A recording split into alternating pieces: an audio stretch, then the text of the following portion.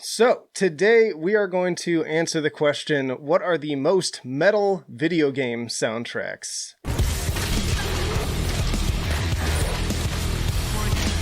And I am here with Jason of Torrential Downpour. And maybe you could start off by sort of you had sort of a criteria for this that you wanted to cover. I remember you said not necessarily games that have like licensed music, more so original artists and things like that. Yeah, it was kind of, when I came to you with the suggestion, I had a kind of idea because I play a lot of video games and I love music, and there's so much amazing music in video games. So got me thinking, like, what are some great, really heavy records, heavy music that is associated with video games? Well, why don't we just start off with your first pick then? Okay, so what got me thinking about this list, and it's pretty obvious, it's probably going to be the most obvious thing on the list. I have a feeling I can guess what it's going to be. Right, yeah, no. But definitely have to mention Mick Gordon and the Doom 2016 and Doom Eternal soundtracks.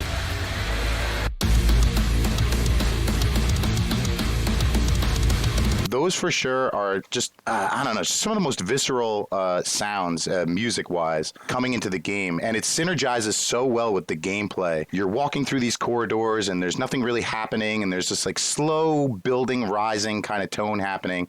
And then once you get into the arena and you start fighting all the demons, the metal kicks in and it's just like... It's so good. It just makes you want to just kill these demons, to just go crazy on them, rip their guts out, smash them in the face, all this shit. So it just really like I said, it really synergizes with the gameplay and just like makes you want to find these engagements. Where in like a lot of games where you're playing against like demons or something like that, you're usually trying to hide or trying to be like, this makes you want to go in head first.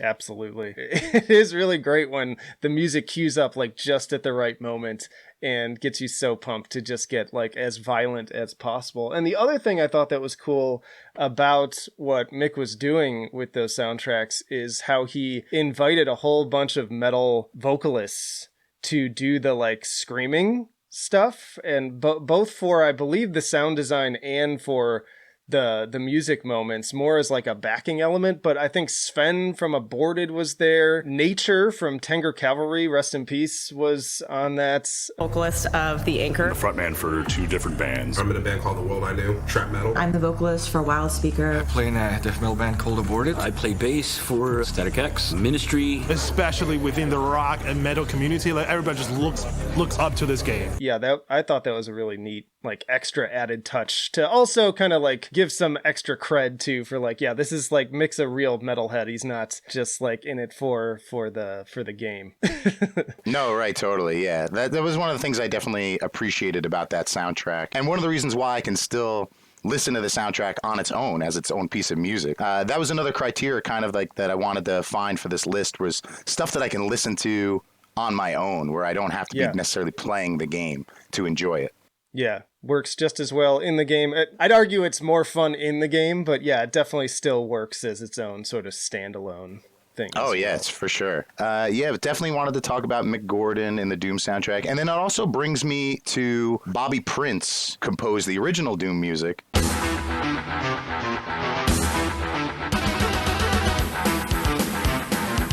And which actually has like a kind of a metal flair to it. Actually, some of the tracks are straight rip-offs of like Pantera songs and Slayer songs. Yeah, I remember that too. Like, there's one in particular in my head with that, you know, that 8-bit sort of sound though. It's like it's like very much just a Slayer riff that's been sort of digitized, and well before like that was sort of a trend to just sort of like take a metal song and just turn it into like 8-bitify it into exactly Nintendo music, basically. Yeah, Bobby was a forerunner in that respect, but he also composed original music too. Didn't just basically transfer metal songs into MIDI. He did some original tunes too, and those actually are really, really cool tracks and worth listening to. And there's this artist Andrew Holschnet, who basically just did a redux version of those songs, like a modern version, like a kind of a Mick Gordon style metal version of those songs. And you can find it on YouTube, you can find it on Spotify, but it's definitely worth checking out. The Andrew Holschnet versions of the Bobby Prince songs are really, really, really awesome. Really well done renditions of those classic Doom tracks. And I feel like this is a good segue for something that's now popping into my mind, and I'm not sure if it's on your list or not, so if it is, maybe we could just jump to that one. But the original Quake soundtrack, too. Oh, yeah, of course. Is that on your list? I was thinking about it because the Quake soundtrack is really just like dark. It was done by Trent Reznor, right, of Nine Inch Nails, and it's really just like almost experimental and avant-garde at times, where there's like almost no beats and stuff like that, just like soundscapes, and actually creates a really awesome horror vibe. And I was thinking about considering that, but then I was like, oh man, that kind of puts me down this whole rabbit hole of other artists that are doing stuff similar to that, and it's just like there's so like, and I could almost do a whole list of cool weirdo ambient electronic music in itself. I have another shout out for that. I'll save that one for later, but I think this is a fair one though, just because one, it's done by like a metal rock artist is like the one composing it, and then the theme music in particular just has that industrial stomp to it, that like with the little like machine noises in the background.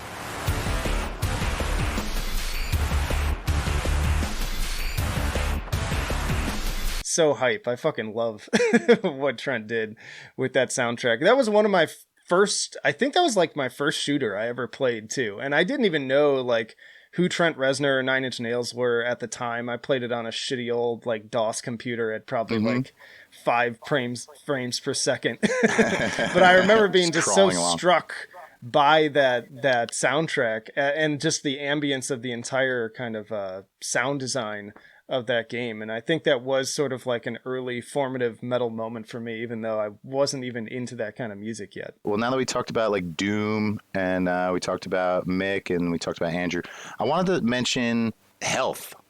Yeah. I don't know if you're familiar with, I think you are familiar with Health. You've done a couple of reviews on the channel. I love those guys. Are really heavy, industrial, gothic kind of vibes coming from those guys. They did the soundtrack to the Max Payne 3 game.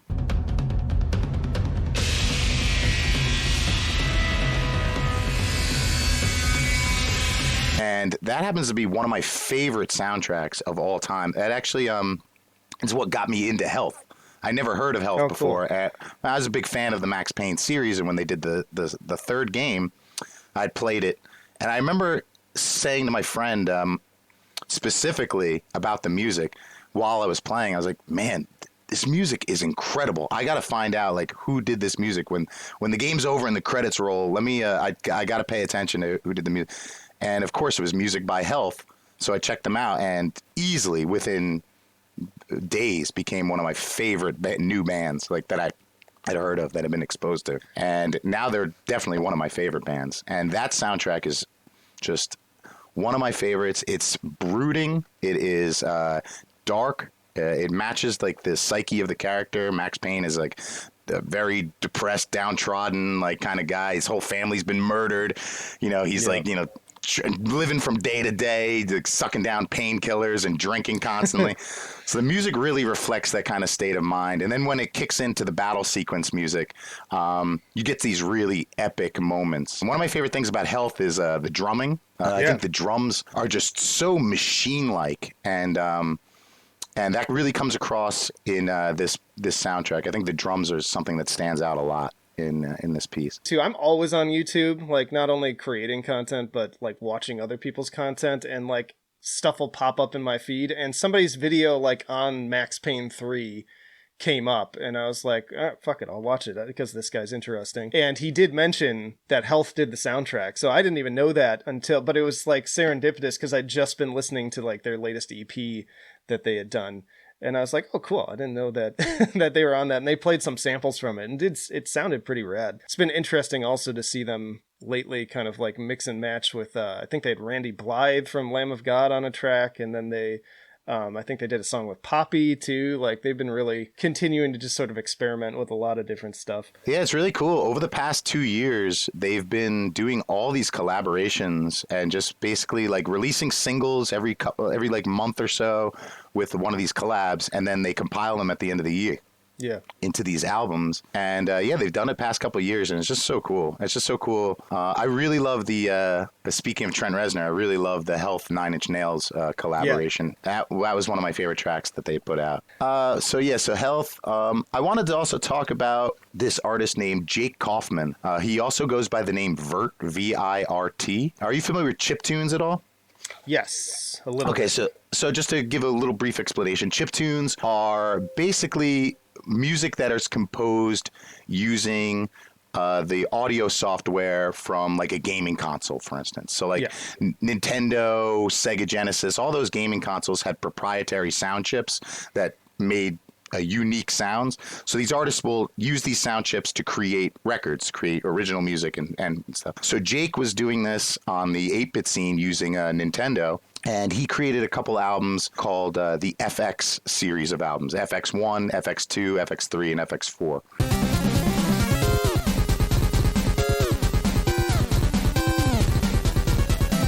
These are just incredible progressive metal inspired records. Especially, I would recommend FX3 is where people should jump off into if you want to check it out. But it's just super Dream Theater inspired. It's got some really heavy moments though too, and it's all in that 8-bit Nintendo sound. So it's got this like really crunchy, electronic, antiquated kind of sound to it, which really adds to the charm and actually helps make it kind of heavy too. But then I guess through that he wound up getting some gigs with actual video game companies and publishers and started doing legitimate soundtracks. And one of my favorite soundtracks that he wound up working on was Contra 4.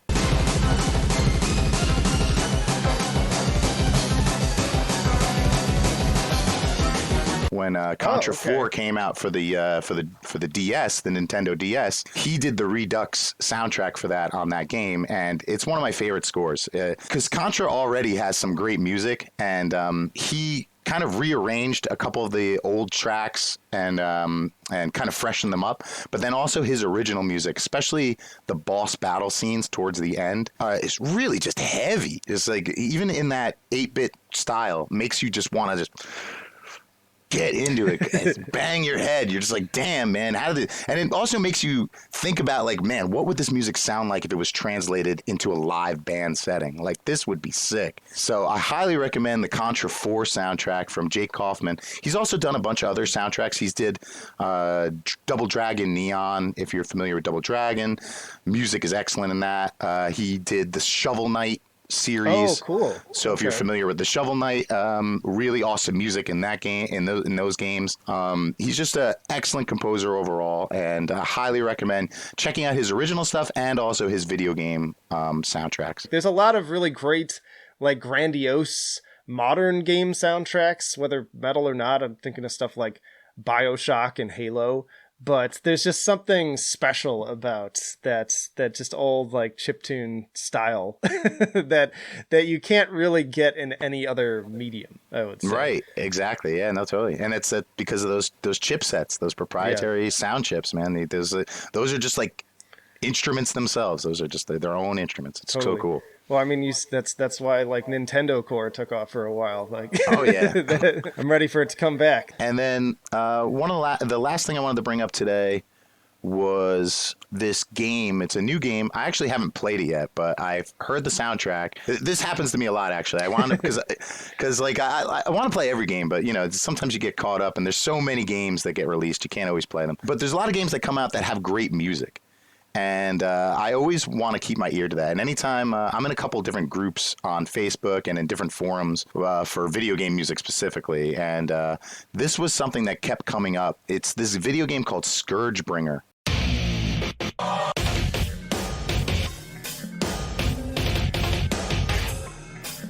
Oh, yes. His name is Junus Turner, and he did the soundtrack for this game, Scourgebringer. And it is definitely really heavy. It's in that very same kind of mode of like Mick Gordon, where it's just like this really genty, industrial, really thick sounding, atmospheric soundtrack. Very dark, very angry. And like some of the tracks, especially I want to say like the second track from the record, I think it's called Bodybuilder is just such a mover. It just like I was listening to the soundtrack this week and was just floored by how many cool metal ideas were on it. And it really, while it definitely apes a little bit from the Mick Gordon Doom soundtrack, it definitely has its own thing going on and actually makes me want to play the game just from like the music alone. Just like actually kind of makes me want to get into that. But highly recommend Scourgebringer by Junice Turner. But then it's cool because like the first half of the record is all the metal stuff. For the first 40 minutes, you get this like blistering, like industrial, genty, progressive kind of metal. And then the second half really takes this like ambient turn. I guess like they divided up the soundtrack into the battle music, and then the second half is all the exploration music. But the second half of the record is really worth exploring too. Really cool sounds, a lot of interesting textures, and very, how do you say, like atmospheric as far as like giving me like images in my head. And like I said, I haven't even played the game, so I don't even know what the game looks like, and I'm already getting like all these ideas of like what this game could be about. And it's actually really, really cool soundtrack, so highly recommend it. First half super metal, second half like ambient, like all exploration music. I'll throw in my one last honorable mention that I alluded to earlier, and it's somebody I have to bring up. I feel almost like obligated to bring him up anytime we talk about game soundtracks. But I have to mention Akira Yamaoka of the Silent Hill series.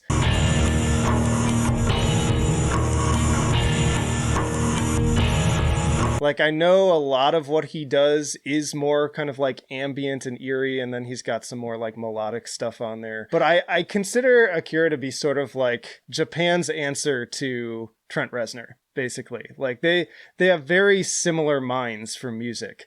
And if you consider the whole scope of everything Trent Reznor has done, he does a lot of that too, where he's had, you know, especially if you look at like the Ghosts series, like there's ambient stuff, there's melodic stuff, there's heavy stuff. And Akira, over the course of the Silent Hill games has done all that stuff too. Like, I'm particularly fond of 2, 3, and 4, especially in terms of the soundtracks. But there are some like heavy, crunchy moments on there, like where it gets super industrial. And it just like makes me bang my head every time I get to those sections, dynamically mixed in with these kind of like grungy alternative elements on some of the more like theme music stuff. And then in terms of the sound design stuff he does, like even though it might not be quote unquote heavy, like it's terrifying. Like it's genuinely, especially playing the game, but even if I'm just listening to those parts of the music, like it kind of like puts this like lump in my chest. Like he does such a good job of just inducing dread.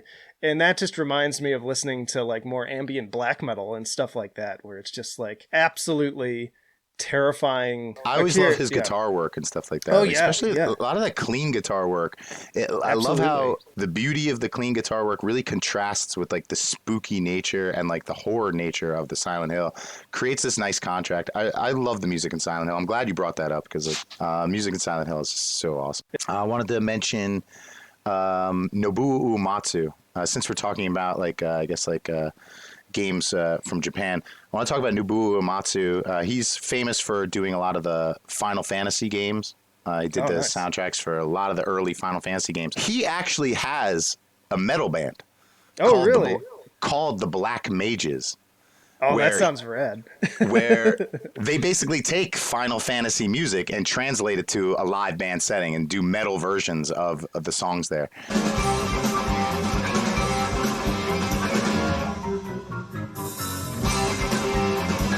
I would check out the track Dancing Mad from Final Fantasy VI, done by the Black Mages. It is so heavy, and there's this epic organ solo in the middle of this track, which is just like, which just is like, kind of just like takes you on this whole adventure, and you forget you're listening to the track. You kind of get lost in this organ solo, and then it comes back in to the rest of the track, and you're just like, whoa, and highly recommend checking that out. Black Mages, Nobuo Uematsu, and Dancing Mad. One of my favorite tracks, and definitely a banger. Go check out Torrential Downpour, torrentialddownpour.bandcamp.com. You know, we released a record in 2020 called 2020. It's amazing. Thank you very much. Appreciate that, man.